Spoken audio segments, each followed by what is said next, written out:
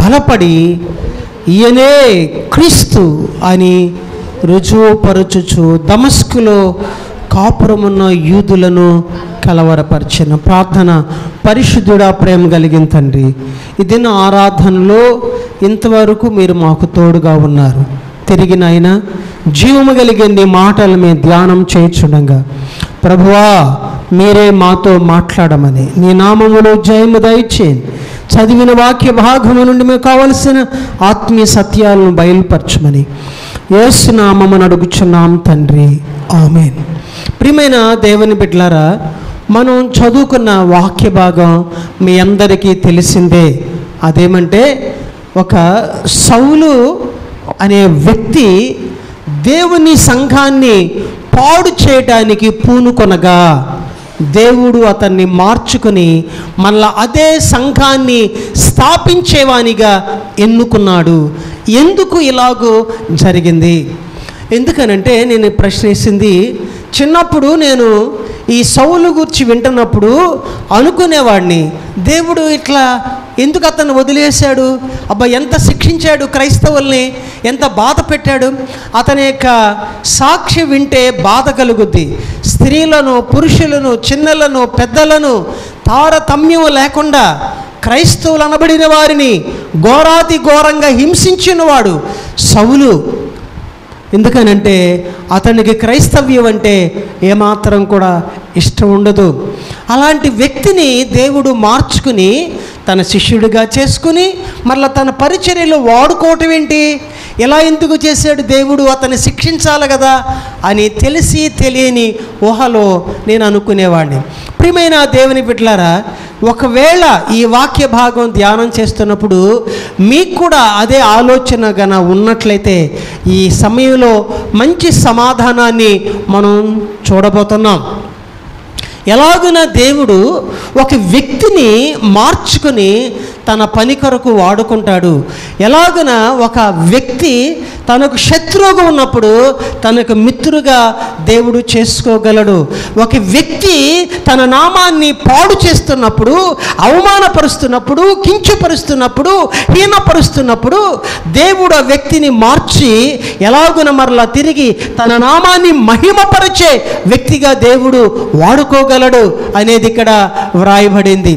సహజంగా మనం చూస్తాము, ఎవరైనా ఒక వ్యక్తి మనకు హాని చేస్తే, మనకి కీడు చేస్తే తిరిగి అతనికి అదే హాని చేయాలని, అదే వానికి కీడు చేయాలని మనం ప్రయత్నం చేస్తాం. కానీ ప్రభు యొక్క విధానం వేరు, ఆయన మనస్సు వేరు, ఆయన ప్రేమ వేరు.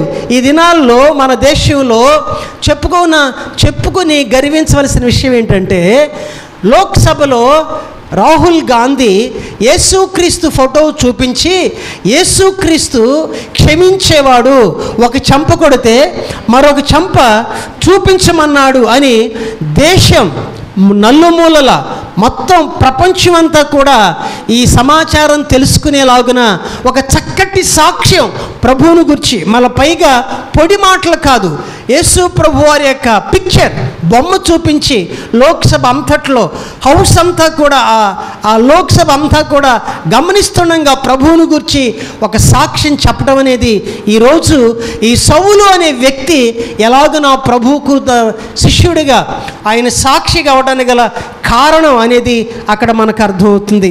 కాబట్టి ప్రియమైన దేవుని బిడ్డలారా, ఈరోజు చాలా బ్రీఫ్గా, క్లుప్తంగా ఈ యొక్క సౌలు జీవితంలో జరిగిన నూతన జీవితం, అంతేనా, ఇలాగూ మనం చెప్పుకుంటాం. The newness of Paul's life, Paulu జీవితంలో చోటు చేసుకున్న క్రొత్తదనం, లేదా the new principles in the life of Paul. Paulu జీవితంలో చోటు చేసుకున్న ఆ నూతన సూత్రాలను మనం గమనించినట్లయితే ఆశ్చర్యం కలుగుతుంది. ప్రియులారా, ఇతడు ఇశ్రాయేలీయుడు. జాగ్రత్తగా వినండి, పరధ్యాస వద్దు, ఇంకా అటు ఇటు తిరగటం. పిల్లలు కూడా ఇప్పటి వరకు తాగింది చాలు, మంచినీళ్ళు కూడా ఆగిపోయాలి. జాగ్రత్తగా వాక్యాన్ని వినండి, అటు ఇటు చూడొద్దు ఎవరు కూడా. నాకున్న సమయాన్ని చాలా జాగ్రత్తగా వినియోగించుకుని ఒక మంచి అంశం ఈ పూట మీ మధ్య ధ్యానించాలని ఆశపడుతూ ఉన్నాను. ఇతడు ఇశ్రాయేలీయుడు, పైగా బెన్యామీను గోత్రానికి చెందినవాడు కదా. వాళ్ళు 12 గోత్రికులు కదా ఇశ్రాయేలీలు. ఆ 12 గోత్రాల్లో 11వ గోత్రమైన బెన్యామీను గోత్రానికి చెందినవాడు. అయితే ఈ గోత్రాల సిస్టమ్ అనేది వీళ్ళు యూదులు బబులోను నుండి తిరిగి వచ్చిన తర్వాత అది తగ్గి గోత్రాలు కాకుండా వర్ణాలు ఎక్కువయింది. అంటే పరిసయ్యులు, సద్దూకయ్యులు, శాస్త్రులు అని హెల్లేనీయులు, ఇలాంటి వర్గీకరణ ట్రైబ్ అని అంటారు, ఇది వచ్చింది. సరే, దీన్ని మనం గమనించినట్లయితే ఇతడు పరిసయ్య తెగకు చెందినవాడు. పరిసయ్యులు ఉన్న తెగలన్నిటికంటే చాలా స్ట్రిక్ట్గా వాళ్ళు ధర్మశాస్త్రాన్ని పాటిస్తారు. వాళ్ళు ఏమంటారంటే పరిసయ్యులు, మేము నిజమైన యూదులం, ఎందుకనంటే మా మోషే ఏమైతే ఇచ్చాడు ధర్మశాస్త్రాన్ని దాన్ని తూచా తప్పక పాటిస్తాం అని వాళ్ళు ఒక రకంగా చెప్పాలంటే స్వనీతి పరులు. క్రైస్తవ్యులో కూడా కొంతమంది ఎక్కువగా ప్రవర్తిస్తున్నప్పుడు వాళ్ళని ఇదే అంటారు పరిసయ్యులు అని. ఇతరులతో కలవరు, ఇతరులతో కలిసి ప్రార్థన చేయరు, వాళ్ళ విశ్వాసాన్ని ఒప్పుకోరు, వాళ్ళ సంఘాలకి వెళ్ళరు, వారితో సహవాసం చేయరు. అప్పుడు అంటారు ఏమనంటే వీళ్ళు పరిసయ్య తెగకు చెందిన వాళ్ళు అనుకుంటా అని. అలాగున ప్రియ దేవుని బిడ్డలారా, హీ వాజ్ ఎ పియస్ జ్యూ. సౌలు చాలా పయాస్ అంటే పైత్యం, మతం ఎడల బాగా పైత్యం ఎక్కిన వ్యక్తి అన్నమాట. మతం కోసం ఏమైనా చేస్తాడు. అంత మాత్రమే కాదు, ఇతడు ఒక ఉన్నత కుటుంబములో జన్మించాడు. ఈ Born in a rich family, సంపన్న కుటుంబానికి చెందినవాడు. ఇతను జన్మించేటప్పటికీ రోమన్ ప్రావిన్స్లో ఉన్న కిలికియా ప్రాంతానికి చెందిన తార్స్ పట్టణంలో పుట్టాడు. రోమన్ ప్రావిన్స్ కిలికియా ప్రాంతానికి చెందిన తార్స్ అనే పట్టణంలో జన్మించాడు ఈ సౌలు. వీళ్ళ నాన్న గొప్ప వ్యాపారవేత్త. చెప్పటానికి ఏమంటారంటే వీళ్ళ నాన్న టెంట్ మేకర్. ఆ ప్రాంతంలో ఎక్కడైతే వ్యాపారం ఉంటుందో అక్కడ టెంటల్ గుడారాలు తయారు చేస్తారు. ఎందుకనంటే సరుకు ఇక్కడ నుండి మరొక చోటకి ఎగుమతి చేసుకోవాలంటే షిప్ వచ్చే వరకు కనిపెట్టాలి. అందుకోసం టెంట్లు అవసరం. అద్దెకి తీసుకునేవాళ్ళు కొనుగోలు చేస్తారు. అలాగున ఈ సౌలు వాళ్ళ నాన్న చాలా అనుభవం కలిగిన టెంట్ మేకర్. అలాంటి కుటుంబంలో పుట్టాడు. అయినప్పటికీ ఇతనికి చదువు ఎడల చాలా ఆసక్తి ఉన్నందున బాల్యకాలం నుండి మంచి విద్యాభ్యాసం నేర్చుకున్నవాడు ఈ యొక్క సౌలు. కుమారుల్లో ఉన్న ఆసక్తిని చూచి నా కుమారుడు యెరూషలేం పట్టణంలో మంచి పండితుడి దగ్గర విద్యాభ్యాసం చేయాలని చెప్పి తార్స్ పట్టణం నుండి ఈ సౌలుని తీసుకుని వాళ్ళ నాన్న యెరూషలేముకు వచ్చాడు. అప్పటి వరకు యెరూషలేములో ఉన్నవాడు కాదు సౌలు. ఈ కుమారుని గురించే తండ్రి తను మకాం యెరూషలేంకి మార్చాడు. యెరూషలేంలో గమాలియేలు అనేక గొప్ప పండితుని దగ్గర విద్యాభ్యాసం చేయటం మొదలుపెట్టాడు. గమనించాలి, గమాలియేలు దగ్గర విద్యాభ్యాసం చేశాడనంటే అతడు గమాలియేలు ఇంట్లో కూర్చుని ఉంటే ఈయన రోజు వెళ్ళి నేర్చుకుని వచ్చేవాడు అని అనుకోకండి. ప్రియమైన దేవుని బిడ్డలారా, ఈ దినాల్లో దేశంలో ప్రపంచంలో వేదాంత కళాశాలలు ఎలాగూ ఉన్నాయో పాత నిబంధనలో కూడా ప్రాఫెటికల్ స్కూల్స్ ఉండేవి, ప్రవక్తల పాఠశాలలు ఉండేవి. అవి బాగా ప్రాచుర్యంలో ఉండేవి. ధర్మశాస్త్రం ఎడల లేఖనాల ఎడల ఆసక్తి కలిగిన వాళ్ళు ఆ యొక్క ప్రవక్తల పాఠశాలలో చేరి విద్యాభ్యాసం చేసేవాళ్ళు. అలాంటి పాఠశాల గమాలియేలు నడిపిస్తూ ఉండేవాడు. గమాలియేలు ఏదో ఒక సాధారణమైన వ్యక్తి కాదు, గొప్ప పండితుడు. ఆ పాఠశాలలో చాలా ప్రావీణ్యత కలిగిన వాడు. అక్కడ ఈ గమాలియేలు ధర్మశాస్త్రాన్ని నేర్పించినప్పుడు ఇతడు గమాలియేలు పాదాల దగ్గర అన్న మాటకు అర్థం ఏంటంటే భయభక్తులతో శ్రద్ధాసక్తులతో ఏమాత్రం కూడా గురువు నేర్పించే పాఠాలని పెడచెవిని పెట్టకుండా ఆసక్తితో నేర్చుకునేవాడంట. మీరు చూస్తూ ఉంటారు టీవీల్లో, యూట్యూబుల్లో కొంతమంది పిల్లలు చిచ్చురు పిడుగులు ఉంటారు. ఒక్కసారి నేర్పిస్తే చాలు, నేర్పిన దానికంటే ఎక్కువ కళ ప్రదర్శిస్తారు, వాళ్ళని త్వరగా వెలుగులోకి తీసుకొస్తారు. అలాంటి వాడు ఈ సౌలు. పెంటటుక్ అంటే 5 పంచమ గ్రంథాలు, ఆదికాండం, నిర్గమాకాండం, లేవీకాండం, సంఖ్యాకాండం, ద్వితీయోపదేశకాండం, ఈ 5 ఖండాలను పంచమ గ్రంథాలు అంటారు. వీటిని మోషే గ్రంథం లేదా ద బుక్ ఆఫ్ లా అని పిలుస్తారు, ధర్మశాస్త్ర గ్రంథం. దీనిలో సౌలు చాలా ప్రావీణ్యత సంపాదించాడు. బాగా తన ధర్మశాస్త్రాన్ని మించింది లేదనుకునేవాడు. మా దేశంలో మా యూద ధర్మశాస్త్రం తప్ప ఇంకేమీ బోధించడానికి వీల్లేదు అని అనుకునేవాడు. అలాగున ధర్మశాస్త్రాన్ని బోధిస్తూ, ధర్మశాస్త్రాన్ని ధ్యానిస్తూ, ధర్మశాస్త్రం గురించి మాట్లాడుతున్న కాలంలో యేసు ప్రభువుని గురించి ప్రజలు చెప్పుకుంటున్నారు. నజరేయుడైన యేసు 3 రోజుల క్రిందట ఆయన సమాధి చేశారు, తిరిగి లేచాడంట, ఆయన అందరికి కనిపించాడు, ఆయన బోధలు చేశాడు అని చెప్పుకుంటుండగా ప్రజలు నమ్ముకుంటున్నారు. మొదటి శతాబ్దంలో అనేక మంది యేసు ప్రభువుని అంగీకరిస్తున్నారు. అది ఎంత మాత్రం కూడా సౌలు జీర్ణించుకోలేకపోయాడు. నా దేశం, నా మతం, నా ధర్మశాస్త్రం కాకుండా మరొక మతాన్ని నా ప్రజలకు నేర్పించటమా? ఏది ఏమైనప్పటికీ యేసు క్రీస్తును ఎలాగూ మేము లయపరిచామో, యేసు క్రీస్తును ఎలాగూ మేము మట్టుమాయం చేసామో, అలాగే ఈ క్రైస్తవ్యాన్ని, క్రీస్తు యొక్క శిష్యులని లయపరుస్తాను, మట్టుమాయం చేస్తా, క్రైస్తవ్యాన్ని కోకటి వేళ్లతో పెరికి వేస్తానని చెప్పి సౌలు శపథం చేశాడు. ఇంతగా అతను శపథం చేయడానికి గల కారణం ఏంటంటే అతడు సన్హెడ్రిన్ సభకు సభ్యుడు.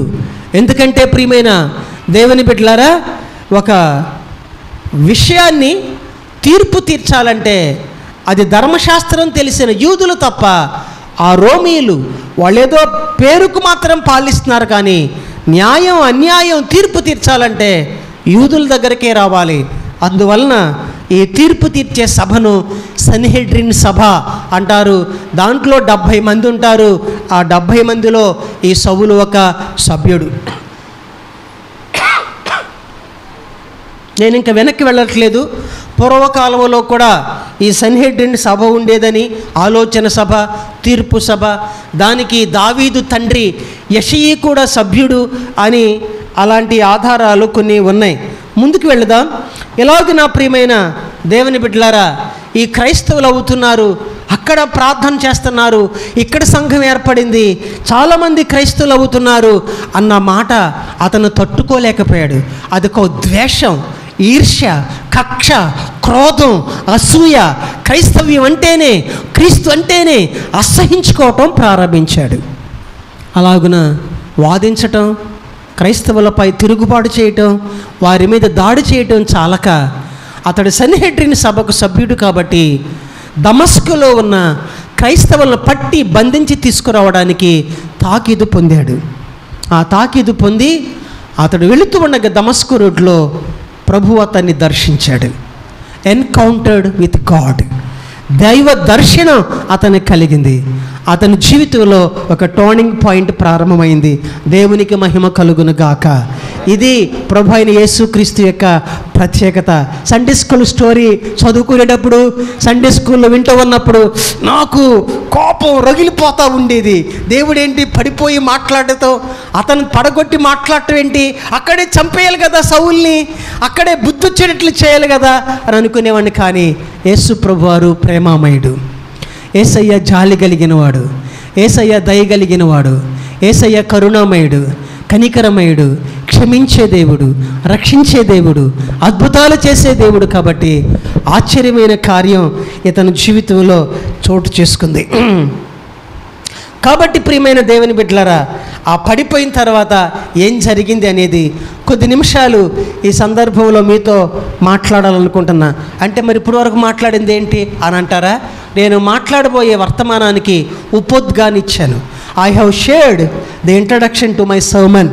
సందేశానికి ఉపోద్ఘాతో మాట్లాడుకున్నాం. ఇతనిలో ఈ సౌలు జీవితంలో, సౌలు ఇంకేంటి, సౌలేంటి, పౌలు అనాలి కదా అని అంటారు కదా. హెబ్రీ భాషలో వచ్చే ఆ యొక్క టర్మినాలజీ సౌలు అని అంటారు. కానీ అతడు గ్రీకుల పరిచారకుడయ్యాడు, గ్రీకుల మధ్య సేవ చేశాడు. కాబట్టి సౌ అనే పదం వాళ్ళు పౌ అని పలుకుతారు. అలాగిన పౌలుగా అయిపోయాడు. గమనించాలి ప్రియమైన దేవుని బిడ్డలారా, the steps to the great transformation of Paul. The steps to the great transformation of the Paul. ఈ పౌలు జీవితంలో మార్పు కలగటానికి ఏంటి? అలాగున దేవుడు అందరినీ హింసించినా, దూషించినా, ద్వేషించినా ఊరకనే మార్చేసుకుంటాడా? లేదా మరి ఎలాగూ మార్చుకుంటాడు? దేవునికి ఏం కావాలి, ఇతని జీవితంలో ఏం చోటు చేసుకుంది అన్న విషయాన్ని మనం గమనించినట్లయితే, మొట్టమొదటిగా 9వ అధ్యాయం 9వ వచనం, అపొస్తలుల కార్యముల గ్రంథం 9వ అధ్యాయం 9వ వచనం చూస్తున్నాం. అతడు 3 దినములు చూపు లేక అన్నపానములేమియు పుచ్చుకొనకుండెను. పౌల్లో ఇంత మార్పు రావడానికి, శత్రువు దేవునికి మిత్రు అవడానికి, దేవుని సంఘాన్ని హింసించేవాడు సంఘాన్ని బాగు చేసేవాడు అవడానికి, సంఘాన్ని పాడు చేసేవాడు సంఘాన్ని కట్టడానికి కారకుడు అవడానికి గల అతనిలో ఉన్న మొట్టమొదటి మెట్టేమంటే ప్రియమైన దేవుని బిడ్డలారా, అతడు ఉపవాసముతో దేవునితో గడిపాడు. He was with fasting and prayer. ఉపవాసపు ప్రార్థన చేశాడంట. మనం చూడండి, మీకు అర్థమయ్యేలాగున 9వ వచనంలో రాయబడింది, అతడు 3 దినములు చూపు లేక. అంటే ఎప్పుడైతే కింద పడ్డాడో, దమస్కులో ఉన్న క్రైస్తవుల్ని పట్టి బంధించి తీసుకురావడానికి వెళుతున్నాడు. ఈ లోపల ఆకాశం నుండి వెలుగొచ్చి అతను ఆవరించగా అతని కన్నులు కనిపించకుండా కింద పడిపోయాడు. కింద పడ్డాడు. కానీ అతడు ఒక స్వరం వింటున్నాడు. ఏమనంటే, సౌలా సౌలా నీవేళ నన్ను హింసించున్నావు. ప్రభు ప్రేమ గలవాడు కాబట్టి నీవు హింసించున్న పౌలు అంటాడు, నీవెవడు ప్రభువా అని అంటాడు. నీవెవడు ప్రభువా అంటే తెలిసి కాదు. గ్రీకులో ఎవరినైనా సరే కురియోస్ అని సంబోధిస్తారు. కురియోస్ అన్న మాటకు అర్థం లార్డ్, ప్రభు, నా పైవాడా అని అర్థం. అలాగున నీవెవడో ప్రభు అంటే నీవు హింసించున్న యేసునని యేసయ్య అతనికి పరిచయం చేసుకున్నాడు. అప్పుడు అతడు అడిగిన మాట ఏమంటే, అయితే నేనేం చేయాలి?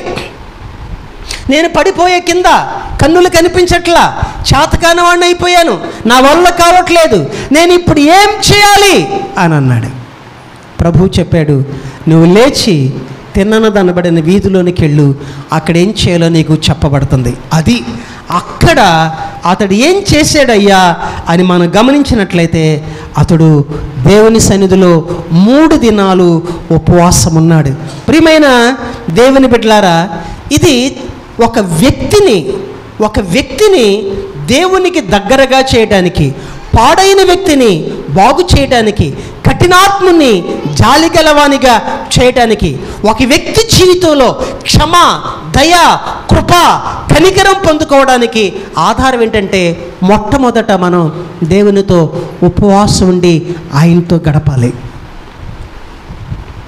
చాలామందికి తెలుసు మన సహవాసంలో ఉపవాసం ఉంటామని, నిబంధన జరుగుద్దని. కానీ ఎక్కువ మందికి ఇష్టం లేని పదం ఏంటంటే ఉపవాసం అనేది. ఇష్టం లేని పదం ఏంటంటే ఉపవాసం. ఆ పదం విన్నప్పుడు అదొక ఎలర్జీ పుట్టే దానిలాగా, గుండెలో దడ, సాలి, ఆయాసం, రక్త కణాలు చచ్చుపడిపోయినట్లుగా, నరాలు తేలిపోయినట్లుగా, కాళ్ళు చేతులు లాక్కుపోయినట్లుగా ఫీలింగ్ చాలామందికి ఏంటంటే, ఉపవాసమా అంటే ఏంటి, మనం చచ్చిపోతున్నామా అన్నట్లు లేదు. ఇది చచ్చిపోయే మాట కాదు ప్రియమైన దేవుని బిడ్డలారా.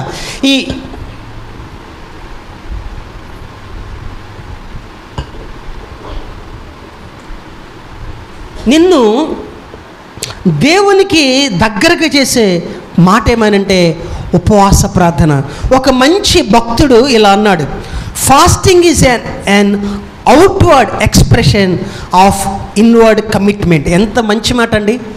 Fasting is outward expression of inward commitment. మన హృదయంలో, మన అంతరంగంలో ఏమైతే ఉందో, ఏ సమర్పణ అయితే ఉందో దాన్ని వెల్లడి చేసేదే ఉపవాసం అని అర్థం.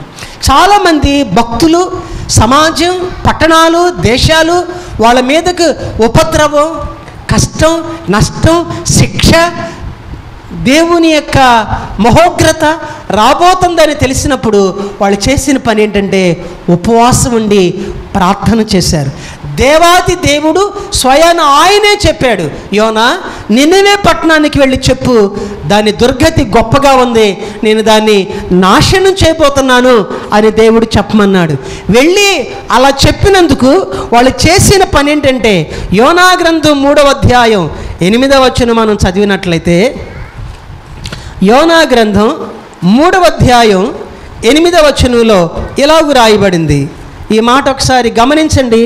ఉపవాసం అనేది ఎలాగున ఒక వ్యక్తిని దేవునికి దగ్గరగా చేస్తుంది అనేది. ఒకవేళ దేవుడు మనసు త్రిప్పుకొని పశ్చాత్తాప్తుడై మనము లయము కాకుండా తన కోపాగ్ని చల్లార్చుకొనును గనుక మనుషులు ఏది పుచ్చుకొనకూడదు. పశువులు కానీ, ఎద్దులు కానీ, గొర్రెలు కానీ మేత మేయకూడదు, నీళ్లు త్రాగకూడదు. ప్రియమైన దేవుని బిడ్డలారా, బైబిల్ గ్రంథంలో చాలామంది ఉపవాసం ఉన్నట్లు మనం చూస్తాం. ఉపవాస దినాన్ని ప్రకటించారు, దేవుని సన్నిధిలో ఉపవాసం ఉండి ప్రార్థన చేశారు. సరే, మంచిదే. కానీ ప్రియమైన దేవుని బిడ్డలారా, నాకు ఇక్కడ విచిత్రమైన విషయం ఏంటంటే, నినివే పట్టణం ఫాస్టింగ్ అనేది మిగిలిన ఫాస్టింగ్ అన్నిటికంటే డిఫరెంట్గా ఉంటుంది. ఇక్కడ కేవలం మనుష్యులు మాత్రమే కాదంట ఉపవాసం అన్నది. ఎవరెవరు ఉన్నారండి? మీ మీదకి దేవుని కోపాగ్ని రాబోతుంది అన్నప్పుడు రాజు మొదలుకొని తిరుగులు విసిరి దాసి వరకు గోనె పట్ట కట్టుకుని బూడిదలో కూర్చుండి వాళ్ళు ఉపవాసం ఉన్నారు. ఇది కేవలం మనుషులు మాత్రమే కాదు, కానీ ఏది పుచ్చుకొనకూడదు. పశువులు కానీ, ఎద్దులు కానీ, గొర్రెలు కానీ మేత మేయకూడదు, నీళ్లు త్రాగకూడదు. ఇది చాలా అద్భుతంగా ఉంది కదా. మనుషులే కాదు, పశువులు, మేకలు, గొర్రెలు, ఎద్దులు అందరూ ఉపవాసం ఉన్నారంట. దేవుడు దాన్ని దృష్టించాడు. అబ్బా, నేను వీళ్ళని శిక్షిస్తానన్నందుకు నినివే పట్టణస్థులందరూ ఉపవాసం ఉన్నారు అని దేవుడు గమనించాడు. చాలా ఆశ్చర్యం కలిగించే మాట ఏమనంటే, నేను మిమ్మల్ని నాశనం చేస్తాను అన్న దేవుడు నాశనం చేయకుండా పశ్చాత్తాపడ్డాడంట. బాధపడకండి, ఇక ఉపవాసాన్ని విరమించండి, ఇక చాలు. అట్లా ఎప్పుడు చెప్పడండి దేవుడు మనతో. మనం 3 రోజులు ఉంటాము, వారం రోజులు ఉంటాము కదా. కొంతమంది దానియేలు ఉపవాసం ఉంటారు. దానియేలు ఉపవాసం ఎన్ని రోజులు? 21 రోజు. మోషే ఉపవాసం ఉంటారు, 40 రోజులు ఉంటారు. కొందరు నెలలు తెరబడి ఉంటారు. మరి వాళ్ళతో అనడేంటి, ఇక చాలులే, ఇక ఆపండి, నేను మీ కార్యం చేస్తాను అని అనడేంటి? కానీ ఆలోచిస్తున్నారా మగమహాపురుషులారా? మీరు వింటున్నారా ఈ మాటలు?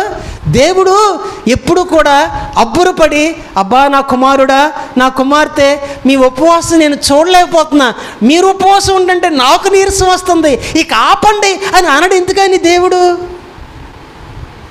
ఎందుకని? ఏంట్రా బాబు మీరు చేసేది అని అనుకుంటున్నాడు. కానీ ఆయన మనం ఉపవాసం ఉన్నామని అనుకోవట్లేదు. ఏంటి మీరు చేసేది? మీరు ఐటెం మార్చారు అంతే కదా. పర్వాలేదు, ఉండండి, ఎన్ని రోజులైనా ఉండొచ్చు అని చెప్పి దేవుడు పట్టించుకోడు. ప్రియమైన దేవుని బిడ్డలారా, ఉపవాసం అనేది దేవుణ్ణి మనం దగ్గర చేస్తుంది. మనం పశ్చాత్తాపడినప్పుడు ఆయన మనకు తిరిగి సమాధానం ఇచ్చేలాగా చేస్తుంది. ఎంత మంచివాడండి ఇక పౌలు, ఎంత మంచి స్వభావం. నేను తప్పు చేశాను, దేవుడు నన్ను సంధించాడు, నేనేదో క్రైస్తవ్యాన్ని చేద్దామనుకున్నా, ఆయన్ని నన్ను చేశాడు.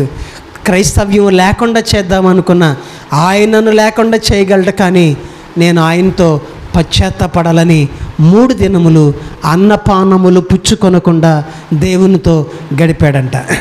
ఏం లేదు, దేవునితోనే అతడు ఎన్కౌంటర్ చేస్తా ఉన్నాడు. నన్ను జ్ఞాపకం చేసుకో, నన్ను క్షమించు, నేను దుర్మార్గంగా ప్రవర్తించా, నేను చాలా ఘోరంగా ప్రవర్తించాను, నీ బిడ్డలను. అతను అక్కడక్కడ సాక్ష్యం చెప్పేప్పుడు ఏమంటాడు తెలుసా? పాపుల్లో ప్రధాన పాపినని అంటాడు. ఎవరైనా ఒప్పుకుంటారా మాట? నేను కూడా తప్పు చేశాను, నేను కూడా పొరపాట్లు చేశాను అని అంటారు. కానీ సౌలు అలా చెప్పడు. పాపుల్లో ప్రథముడను, అందరికంటే ఘోరమైన పాపిని. చాలా ఘోరం అండి. అసలు దేవుడు ఎలా క్షమించాడో అని అనుకుంటా. నేను ఈ సౌలు హిస్టరీ చదివేటప్పుడు పిల్లలు, పెద్దలు, వృద్ధులు, కన్యలు తారతమ్యం లేకుండా గర్భిణీ స్త్రీల గర్భాలు కోసాడంటండి. అంత భయంకరంగా చదువుతున్నప్పుడు నా వెంట్రుకలు నిక్కపొడిచేలాగున అతని హిస్టరీ ఉంటుంది. కానీ చార్లెస్ వెస్లీ పడతాడు, what a రిచెడ్ sinner I am అని.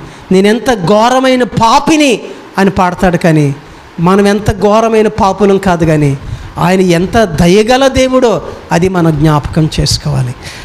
అందుకని దేవునితో ఉపవాసం ఉన్నాడంట. 3 దినాలు ఉపవాసం ఉన్నాడు. సెకండ్ క్వాలిఫికేషన్, ఇతను ఇంత గొప్ప భక్తుడు అవ్వడానికి అతనిలో ఉన్న రెండవ మంచి లక్షణం ఏంటంటే 11వ వచనం చదువుకుందాం. మరల ఎక్కడికైనా మనం వాక్య భాగానికి వస్తాం.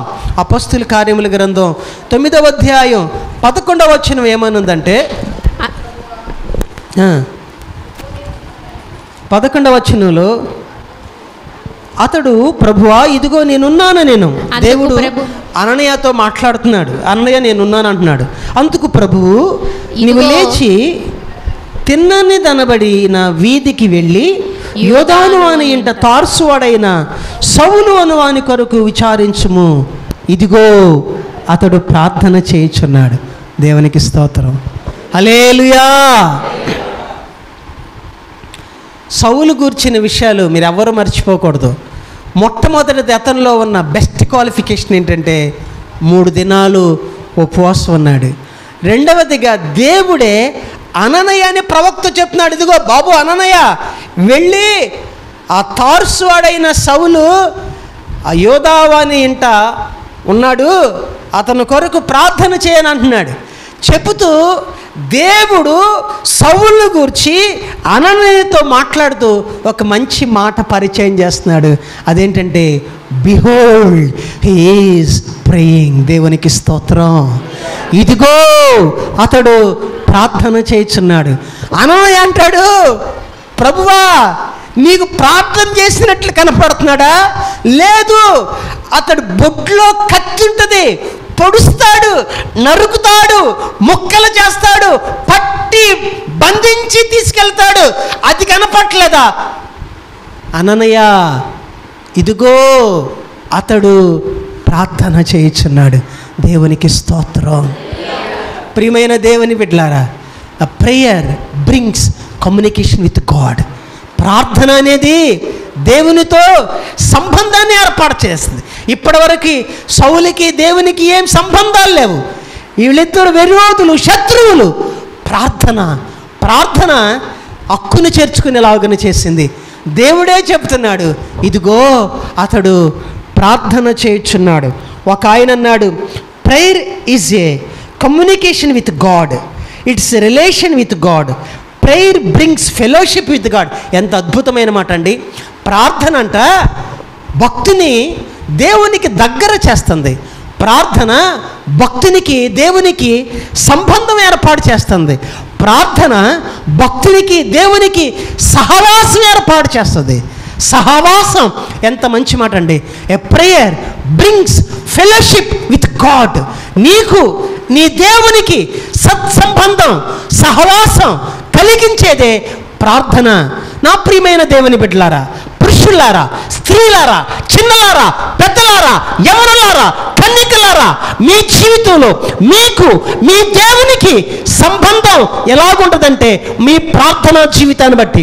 మీరు ప్రార్థించేవారైతే, దేవునితో గడిపేవారైతే ఆయనతో బలమైన సహవాసం, సంబంధం కలిగి ఉంటారు. కానీ ప్రార్థన అనేది నీ జీవితానికి దూరంగా, ప్రార్థన అనేది కానీ నీ జీవితానికి మారుగా వేరుగా ఉంటే we have no relation with God, we have no fellowship with God.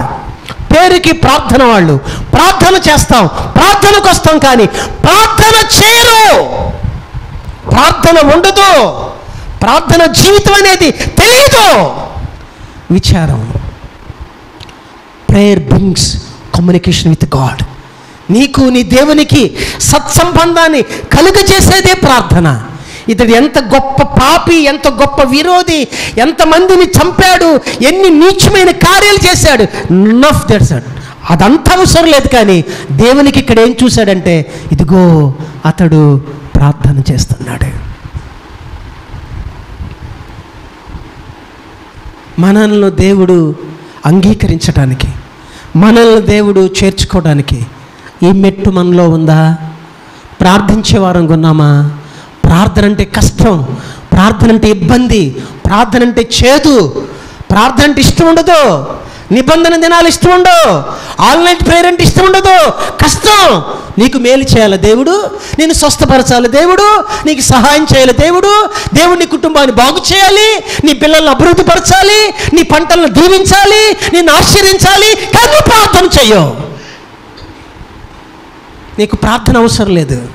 ప్రార్థన అంటే ఇష్టం ఉండదు, ప్రార్థనా జీవితం ఉండదు. Behold he is praying. ఇదిగో అతడు ప్రార్థన చేస్తున్నాడు. ప్రియమైన దేవుని బిడ్డ, నీ గూర్చి నీ పేరెత్తి దేవుడు తన దాసునిగా నాతో, ఇదిగో నా దాసుడా, ఆ బిడ్డ, ఆ కుమారుడు, ఆ కుమార్తె నాకు ప్రార్థన చేస్తుంది అని చెప్పి సాక్ష్యం ఉందా? Do you have that prayer life? Do you pray to God? ప్రార్థన చేస్తావా? లేదు, ప్రార్థన ఉండదు మనలో. Behold he is praying.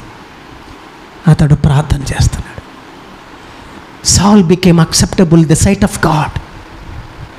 దేవుని దృష్టిలో అంగీకారం అయిపోయాడు, దేవుని దృష్టిలో ఇష్టడైపోయాడు, దేవుని దృష్టిలో మంచివాడైపోయాడు, భక్తుడైపోయాడు. Why? Because he is praying. అతడు ప్రార్థన చేస్తాడు. ఏమైనా చేస్తావే, ఎన్నైనా చేస్తావు, కానీ ప్రార్థనకు ఒళ్ళొంగదు. మాట కష్టంగా ఉంటే క్షమించండి. మనసు రాదు, ఇష్టం ఉండదు, ఎలాగ ఫలిస్తాం? నన్ను నేను ప్రశ్నించుకుంటే, ఈ సమయానికి నేను దేవునికి అంగీకారంగా ఉన్నానా? Am I acceptable in the sight of God? నేను అసలు అంగీకారమా దేవునికి? ఎలా అంగీకారం? నా వైట్ డ్రెస్ని బట్ట, నా స్పీచ్ని బట్ట, నా క్వాలిఫికేషన్స్ బట్ట, నా మినిస్ట్రీ ఎక్స్పీరియన్స్ని బట్ట? Nothing doing. అదేం కాదు. నేను అంగీకారం కావాలంటే నా ప్రార్థనా జీవితం ఆయనకు నాకు అంగీకారం.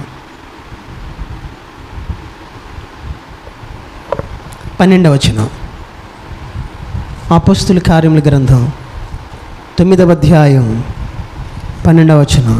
అతడు అననీయ అన్న ఒక మనుషుడు లోపలికి వచ్చి, అతడు అననీయ అన్న ఒక మనుషుడు లోపలికి వచ్చి, సౌలు దర్శనం చూస్తున్నాడు. He has God's vision. He was fasting for 3 days. He was praying. He has God's vision. అద్భుతమైన లక్షణాలు ఇతనిలో ఉన్నాయండి.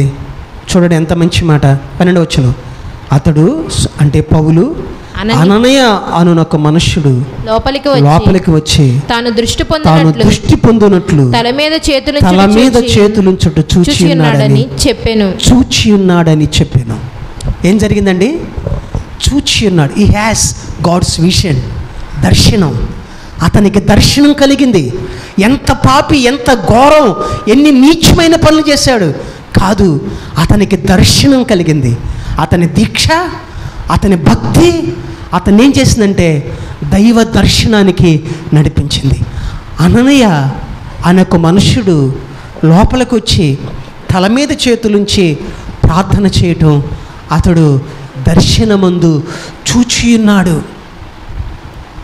నేను ఎవరిని విమర్శించట్లేదు. ప్రియమైన దేవుని బిడ్డలారా, నీకు నీ దేవునికి ఈవేళ కాదు, నిన్న కాదు, మొన్న కాదు, నీ ఆత్మీయ జీవితంలో, నీ క్రైస్తవ బ్రతుకులో నీకంటూ ఒక దర్శనం ఉందా? Do you have God's vision in your life? నీకు దర్శనం ఉందా? మన దేవుడు దర్శనమిచ్చే దేవుడు, దర్శించే దేవుడు. నేను ఈవేళ నా ఆశయానికి వేరుగా నిలబడి సేవ చేయడానికి గల కారణం 10th క్లాసులో పెడసనగల్ హై స్కూల్లో డెస్క్ మీద అందరూ భోజనం చేస్తుంటే నేను చేసుకున్న ప్రార్థనలో కలిగిన దర్శనం నాకు నా దేవునికి ఒక బంధాన్ని ఏర్పాటు చేసింది. దర్శనం. మన ప్రభు దర్శనమిచ్చే దేవుడు, దర్శించే దేవుడు, వదిలివేసే దేవుడు కాదు. దర్శనం అన్న మాట తెలుగులో దేవోక్తి అని ఉంది, ఇంగ్లీష్లో విజన్ అని ఉంది. ఇంగ్లీష్లో పదం నాకు ఇష్టం. Where there is no vision the people perish అని ఉంది. ఎక్కడైతే దైవ దర్శనం ఉండదో ప్రజలు నశించిపోతారంట. కానీ తెలుగులో ఇలా ఉంది, దేవోక్తి లేని ఎడల ప్రజలు కట్టు తప్పి తిరుగుతారు. దేవోక్తి, దేవుని యొక్క ఉపదేశం, దేవుని యొక్క దర్శనం నిన్ను కట్టుబాటు చేస్తుంది. దేవుని మహాకృపను బట్టి, మీ ప్రార్థనలు బట్టి గోడ కట్టేసామంటలా ఇంకా జరుగుతూ ఉంది, అది పని ఉంది. దేవుడు ఒక మంచి మేస్త్రి గారిని ఇచ్చాడు, ప్రభువుని ఎరిగిన మేస్త్రి గారు. ఆయన అప్పుడప్పుడు వస్తాడు, వచ్చినప్పుడల్లా దేవుని మాటలు పంచుకుంటూ ఉంటాడు. వాళ్ళ ఊరు పెదమద్దాలి. మా ఊర్లో చాలా సంఘాలు ఉన్నాయి పాస్టర్ గారు, చాలా సంఘాలు ఉన్నాయి. ఆయన వాడిన పదం, ఆయన గట్టిగా మాట్లాడు, ఎందుకో తెలియదు, నాకేమో హాఫ్ లిజనింగ్, సగమే వినపడద్ది. ఆయన మెల్లిగా మాట్లాడతాడు. మరి నేను సేవకున్నానో ఎలాగో తెలియదు కానీ నెమ్మదిగా మాట్లాడతాడు. మా ఊర్లో చాలా సంఘాలు ఉన్నాయి కానీ కట్టుబాటు లేదండి అన్నాడు. ఏమి లేదు, కట్టుబాటు లేదు. వాళ్ళు దీపెంతుకొస్తు సంఘానికి వెళ్తారు. దీపెంతుకొస్తు తెలుసా మీకు? తెలుసా? పెంతుకొస్తు వాళ్ళు వైట్ డ్రెస్ చేస్తారు. దీపెంతుకొస్తు ఏమో అసలు ఇంకా వేరే కలర్ ఎక్కడ కనపడకూడదు, అంత స్ట్రిక్ట్ అనమాట. చెన్నైలో నేను చదువుకున్న కాలేజీకి ఆపోజిట్లో ఉండేది దీపెంతుకొస్తు చర్చి. నేను ఆదివారం ప్రోగ్రామ్స్, నాకు వేరే చర్చిలు వాకింగ్ చెప్పడానికి వెళ్ళేవాడిని. ఖాళీ ఉంటే ఆ దీపెంతుకొస్తు చర్చికి వెళ్ళి కొంచెం కూర్చునేవాడిని. కాదు, మంది బ్యాప్టిస్ట్ బ్యాక్గ్రౌండ్ నేను తట్టుకోలేను, దీపెంతుకొస్తు బ్యాక్గ్రౌండ్ తట్టుకోగలిగేవాడిని కాదు.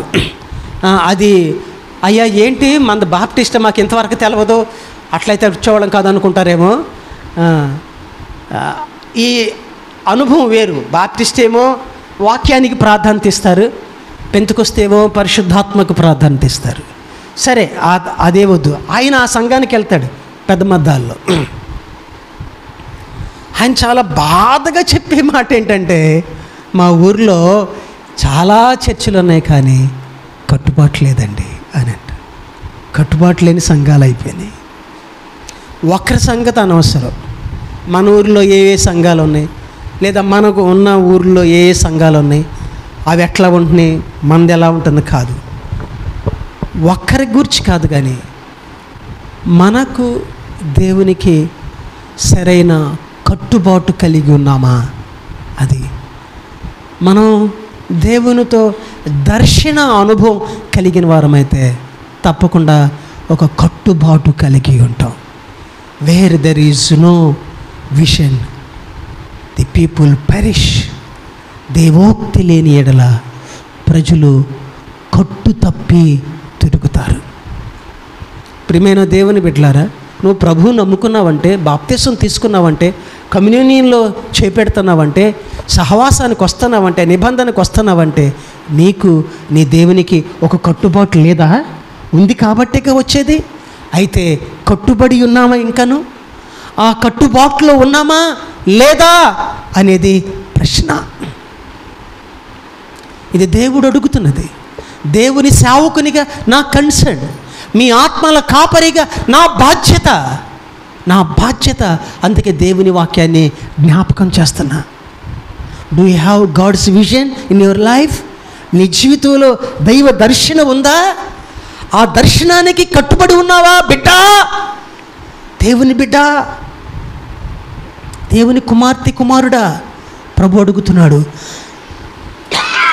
మనం కట్టుబడి ఉన్నామా? పొగరబోతూ, తిరుగుబోతూ, హింసకుడు, హానికరుడు, దేవుని సంఘాన్ని డిస్ట్రాయర్ అంటాడు.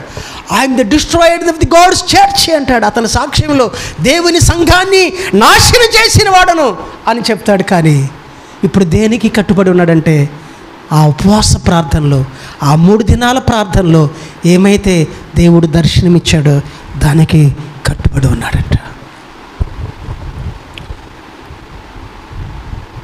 మర్చిపోవద్దు ఈ పూట ఈ మాటలు అని నేను మిమ్మల్ని రిక్వెస్ట్ చేయట్లా, గట్టిగా చెప్తున్నా.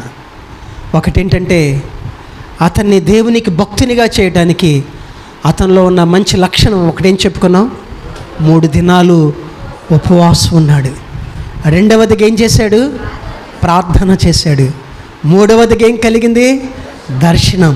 He has God's vision. అతనికి దైవ దర్శనం కలిగిన వాడుగా ఉన్నాడు. 4వదిగా 18వ వచనం, అపోస్తలుల కార్యముల గ్రంథం 9వ అధ్యాయం 18వ వచనం. 4వ సంగతి ఏం జరిగిందంటే, అప్పుడే అతని కన్నుల నుండి పొరల వంటివి రాలి దృష్టి కలిగాను. దేవునికి స్తోత్రం, hallelujah. He has God's healing. అతనికి స్వస్థత కలిగింది. హల్లెలూయా. ఎప్పుడు కలిగిందండి స్వస్థత? మాట్లాడాలి, దయచేసి మాట్లాడాలి. నా మీద అంత కోపంగా ఉన్నారేంటి, ఎందుకు వచ్చావన్నట్టు చూస్తున్నారా కదా? చాలా సిస్టమేటిక్గా ఉంది కదా తన జీవితం. యు జస్ట్ ఆలోచించు. అతనికి దర్శనం, గుడ్డోడు, కళ్ళు కనిపించట్లా, ఆ దమస్కెళ్ళి రోడ్లో పడిపోయాడు 3 రోజులు ఉండి. మనం ఏమంటాం? చెప్పలేమండి, కంటి చూపు లేదు, నోటి మాట లేదు అంటారు కదా. అది ఇతని కండిషన్. చూపు లేదు, మాట లేదు, కానీ ఏం కలిగింది? అతనికి స్వస్థత కలిగింది. దేవుడు అతన్ని స్వస్థపరిచాడు. ఎలాగునా? ఆయన పంతులు గారు ఎవరో ప్రవక్త, ఎవరో అననయ్య భయంగా ఎలా వచ్చాడు నాకు తెలియదు. It's my imagination. నేను వణుక్కుంటా వచ్చాడేమో కదా, లేకపోతే ఏమన్నా కత్తి దూస్తాడేమని చెప్పి గుండెకి ఏమైనా అడ్డం పెట్టుకుని వచ్చాడేమో, మెల్లిమెల్లిగా వచ్చాడేమో కదా. ఎలా వచ్చాడు నాకు తెలియదు. ప్రభు మాట్లాడాడు కదా, ధైర్యంతో వచ్చి ఉంటాడు. వచ్చి సౌలు మోకరించి ప్రార్థన చేసుకుంటుంటే చేతి పెట్టి తల మీద, సౌలా సహోదరుడా, దమస్కు దారిలో నిన్ను దర్శించిన దేవుడు నన్ను దర్శించి నీ కొరకు ప్రార్థన చేయమన్నాడు అని మాట్లాడుతుండగా అతని కన్నుల నుండి పొరల వంటివి రాలిపోయి అప్పుడు చూపు కలిగింది. ఏంటి, ఇంట్లో ఉన్నాను నేను, మీరందరూ నా కొరకు ప్రార్థన చేస్తున్నారు, అయ్యగారు వందనాలు, అన్నయ్య గారు అని అప్పుడు అతనికి చూపు వచ్చింది. అప్పటి వరకు చూపు లేదు. నేను ఇక్కడ ఈ హీలింగ్లో 2 విషయాలు చెప్పగలను. ఒకటేంటంటే, he has physical healing as well as the inner healing. అతనికి బాహ్య స్వస్థత కలిగింది, అలాగనే అంతరంగంలో కూడా స్వస్థత కలిగింది. పొరల వంటివి రాలిపోయినట్లు అతనికే కనిపించింది. ఏం పొరలు? పాప పొరలు, పొగరు పొరలు, అహంకార పొరలు, ద్వేష పొరలు, అసూయ పొరలు పోయినాయి. అది మారు మనసు. ఇవాళ ఏమి రాలట్లా, ఇవాళ ఏం పోవట్లా, అవి ఒక్క ప్రక్కన ఉంటున్నాయి. ప్రార్థనే, భక్తే, అందుకే మేలు జరగట్లా. అతనికి రాలిపోయినాయి పొరల వంటివి రాలిపోగా అప్పుడు దృష్టి కలిగింది. దేవునికి మహిమ కలుగును గాక. ప్రియమైన దేవుని బిడ్డలారా, అలాంటి స్వస్థత మనం పొందాలి. అలాంటి స్వస్థత దేవుడిస్తాడు. మనం నిజంగా పశ్చాత్తాపడినప్పుడు, నిజమైన ఉపవాసం చేసినప్పుడు, నిజమైన ప్రార్థన చేసినప్పుడు, నిజమైన దర్శనం కలిగినప్పుడు మనకు దేవుడు స్వస్థతనిస్తాడు, స్వస్థపరచబడతాం. అది నీకు బాహ్య సంబంధంగా ఒకవేళ శారీరకమైన వ్యాధి, బాధ, కష్టం, నష్టం కావచ్చు, ప్రభు స్వస్థపరుస్తాడు. లేదా అంతరంగంలో అహంకారం, ద్వేషం, కక్ష, క్రోధం, గర్వం అలాంటివన్నా దేవుడు తీసివేస్తాడు. ఏది ఏమైనా కానీ మన దేవుడు స్వస్థపరిచే దేవుడు, మన దేవుడు బాగు చేసే దేవుడు, ఎప్పట్లాగా ఉంచేసే దేవుడు కాదు, ఎప్పట్లాగా బాధపడేలాగా వదిలివేసే దేవుడు కాదు. నీ కర్మ అనేది వనవాడేది నేను అన్నది, నీ కర్మ, నీ రాత, నీ జాతకం, నువ్వు బడు అని వదిలివేసే దేవుడు కాదు. It transforms. ఆయన మార్పు చెందిస్తాడు, మార్చివేస్తాడు మన జీవితాలని, మన బ్రతుకులను మారుస్తాడు, మన స్థితిగతులు మారుస్తాడు, మన పరిస్థితులు మారుస్తాడు. Totally changes us. పూర్తిగా ఆయన మనల్ని మార్చివేస్తాడు. ఎప్పుడంటే మన పొరలో రాలాలి. అప్పుడప్పుడు అనుకుంటూ ఉంటారు కదా, వాడికి ఆ దెబ్బ తగిలినాక కొంచెం పొరలు రాలి అని అంటారే, అవి కాదు, మన పొరలు రాలాలి. మన పొరలను దేవుడు తీసివేస్తాడు, క్లీన్ చేస్తాడు. ప్రియమైన దేవుని బిడ్డలారా, 4th qualification is he has healing. అతడు స్వస్థత పొందాడు. దేవునికి మహిమ కలుగును గాక. 5వదిగా అతడు దేవునికి అంగీకారం అవడానికి ఇదే 18వ వచనంలో చూస్తాం. ఇదే 18వ వచనంలో అపోస్తుల కార్యములు 9వ అధ్యాయం 18వ వచనంలో మనం ఏం చూస్తామంటే, లేచి బాప్తీసం పొందెను. దేవునికి స్తోత్రం, హల్లెలూయా.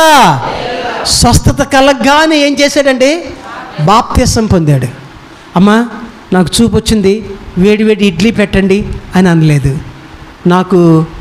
నాకు లేకపోతే అదేంటిది ఆనియన్ దోశ పెట్టండి, పూరీ పెట్టండి అని ఆయన ఆహారాన్ని కోరుకోలేదు. కానీ అతడు బాప్తీసం పొందాడు.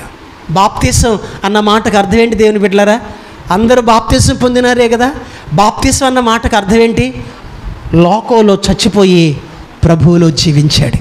ఇక నేను ఆయన మాట్లాడుతుంటాడు, ఇక నువ్వు జీవించువాడను నేను కాను, క్రీస్తే నా యందు జీవించున్నాడు.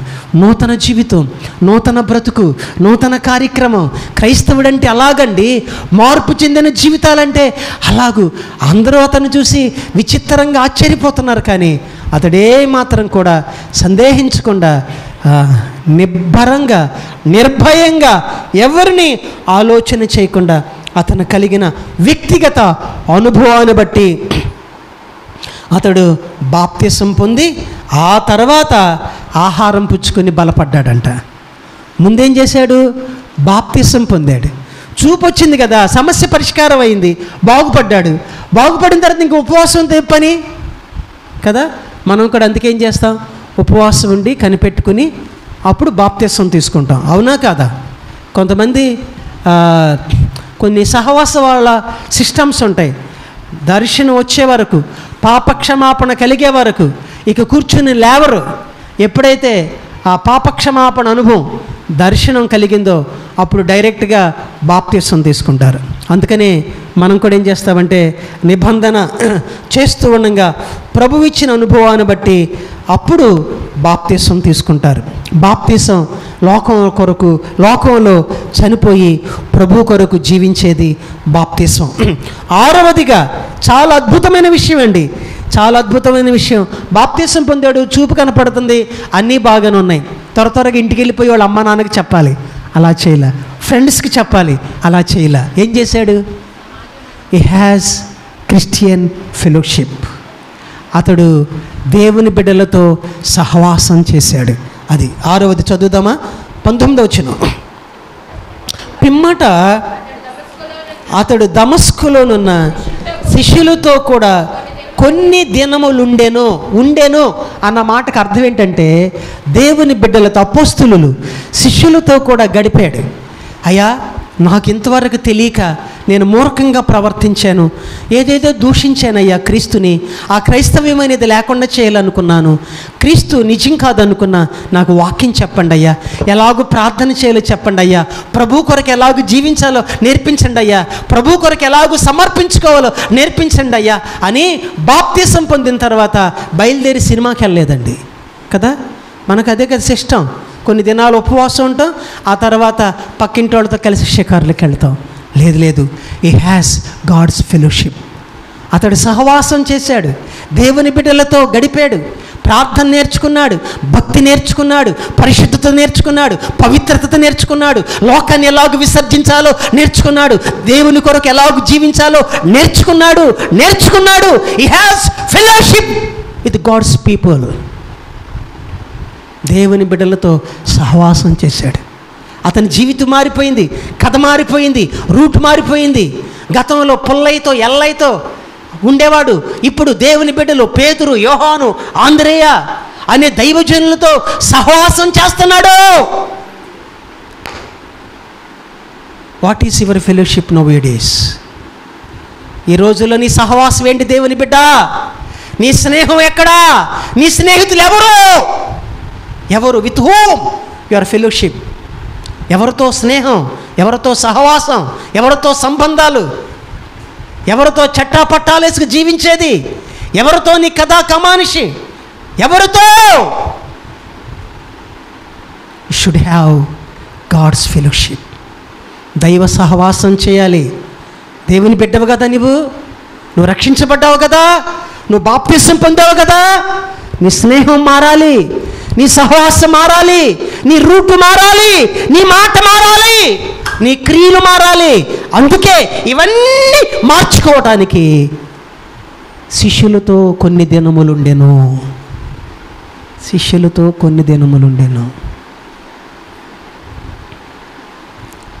నేను మిమ్మల్ని అంటలేదు, కానీ కొంతమందికి దేవుని బిడ్డలంటే చిరాకు, ఎలర్జీ. అన్ని జనులతో ఉన్నంత స్నేహం, సహవాసం, సంబంధాలు, లావాదేవీలు దేవుని బిడ్డలతో ఉండదు. తప్పు.